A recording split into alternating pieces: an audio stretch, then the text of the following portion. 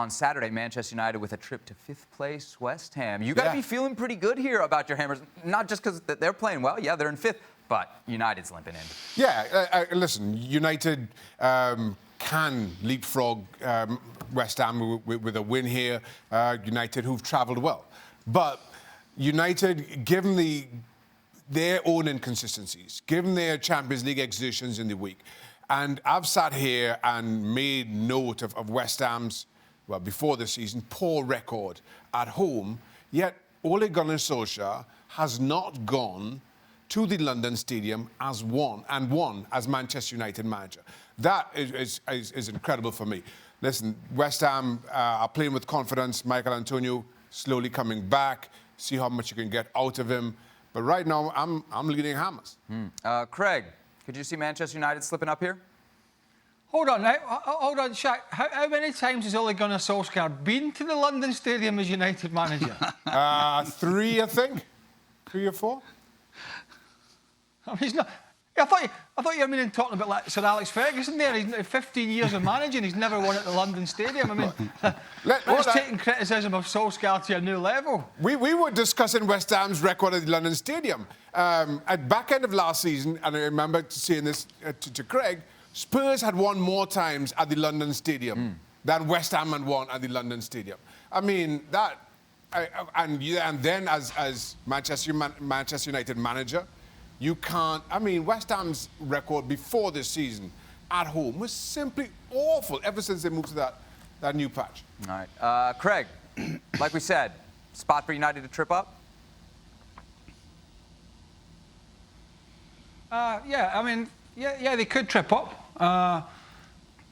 Did you say you said United there? I mean, we've got 2 Uniteds in hand. I mean, who's tripping up here? West Ham or Man U? Manchester United. Manchester United, Craig. Come on. Who are we talking about? No, he's right. Well, clarify when there's 2 Uniteds. Okay, thank you. Clarify. Come sit in the host chair next week. I thought that's what you meant, but I just wanted to check. Right. Look, West Ham, they play 3 at the back. They've got a good shape about them. They've been much more solid. There's no doubt about that. Yeah, the home stadium's been a problem at times, but they've had a draw against Man City this year when you're looking at the big teams. They come back from oblivion against Tottenham at 3-0 down and got a draw. They lost narrowly 2-1 at Anfield, and they were at least competitive in the game and gave Liverpool 1 or 2 problems. So they absolutely can cause United problems. And look, Man United did not play badly against PSG in midweek, but they lost. And ultimately, that's what it's all about. So they need to rebound. And it is a tight game. Once again, Solskjaer will be under pressure. But I get a feeling every time he gets a bad result, and we've said this many times on the show, he bounces back somewhere with a victory, like he did at Goodison 2 or 3 weeks ago, just before the international break, to take the pressure off. And I see this happening at the weekend again, so I'm going to go for Manchester United. Elsewhere Saturday, Chelsea hosting Leeds. Here's a look at the Chelsea team from the midweek win away to Sevilla, 4-0. Of course, Olivier Giroud scoring the 4 goals in that match. All right, Stevie, as the manager, how do you look a guy in the eye that scored 4 goals and take him out of the lineup? They got to start Giroud, yeah? No.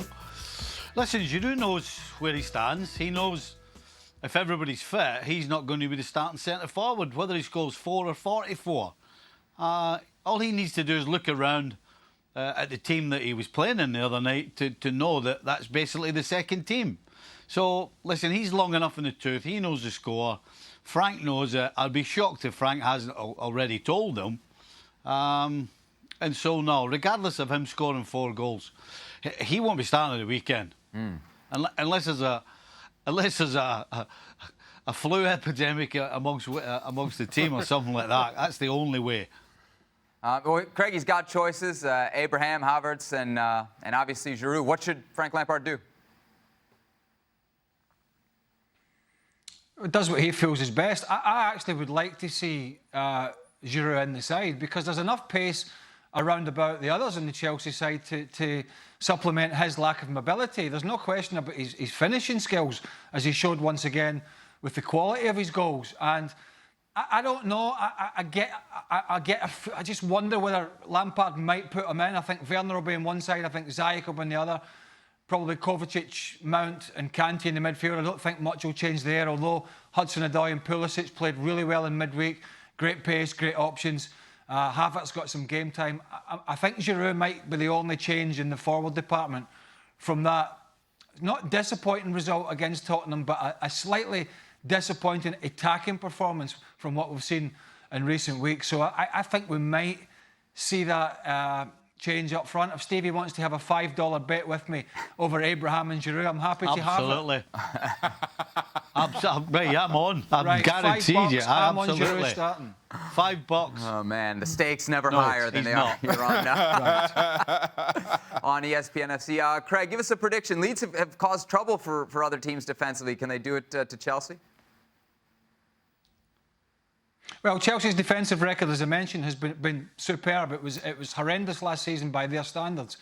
I thought Leeds were excellent, and I mean excellent at Everton last week going forward. I mean, Phillips in the middle of the park, magnificent. Bamford runs the channels. The full-backs, particularly Ayling, gets forward. They play some really good football. But they're going to ship a load of goals. And this could be the perfect opportunity for Chelsea because Bielsa's not changing. Lampard knows he's not changing. He's going to go to Stamford Bridge and he's going to try and take them on face-to-face, head-to-head. And if Leeds do that, they will lose because Chelsea have far too many attacking options. One more match then to discuss on the Premier League weekend slate. Liverpool and Wolves. No Alisson for Liverpool. And for a couple weeks, these injuries kind of continue to creep up with him. How much of a concern is that? Ordinarily, not that much of a concern. I think Adrian has come in and deputised quite well at times when called on, particularly if he's only had to play for short spells. But with Liverpool's mounting injury issues and a almost changing by the week back four, you don't want to insert something else, make another change and have something else for another voice for everybody to try to contend with. But truth is, I think Liverpool have enough, especially at home, where they just continue to steamroll the teams, particularly in the league. They get the job done. Stevie, Wolves without Raul Jimenez, but they have given trouble to Big Six teams in the past. You worried? Hold on a second, Seb. Hold on a second. I completely disagree with Shaka, by the way, on the Adrian thing. Listen, Kelleher came in midweek against Ajax and was considering how young he is, considering the lack of experience he has, I thought he was fantastic.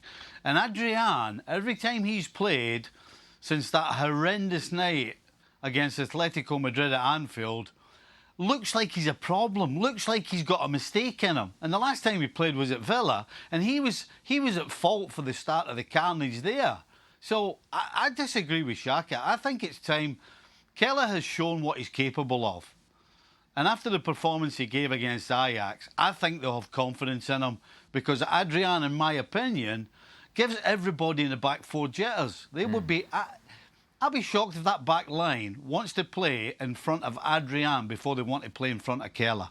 So I'm going to disagree with Shaka here. I say you play Kelleher, and I think he might. Stevie, you confident then in a win come Sunday? About as confident as I could be. Listen, Wolves are a good side. They got quality. They don't. It's not just all about Raul Jimenez. You know, they've like Providence, for example, has come from nowhere and he's scoring goals. So, listen, this is going to be a tough game, and you can only get away with so many changes or playing so many so-called reserves for so long before it bites you. So, this is a tough game. I think Liverpool will win, but I'll tell you what, it wouldn't be a shock if they didn't win it. All right, then. Thank you very much, gentlemen. Here's a look at the weekend's Premier League schedule. 4 matches on Saturday, 4 on Sunday, and then the 1 on Monday. We'll be with you all weekend to recap it. Thanks so much for watching ESPN on YouTube. And for more sports highlights and analysis, be sure to download the ESPN app. And for premium content and live streaming, subscribe to ESPN Plus.